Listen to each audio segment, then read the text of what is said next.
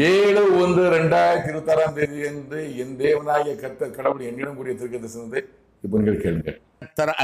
இருந்து காகமாக கோத்தோமே சுகி தீபோ தீபோ தீபோ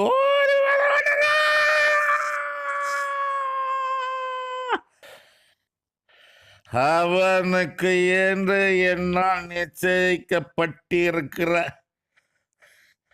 நாள் முடிவதற்கு முன்பாகவே அவன் ஆட்சி அதிகாரம் அவனுக்கு முடிவுக்கு வரும். சிறையிருப்பவனுக்கு வாதை உனக்கு, வேதனை உனக்கு. ஏன் வார்த்தைகள் நிறைவேறுகிறது நிறைவேறுகிறது நிறைவேறுது உடனே உடனே உடனே.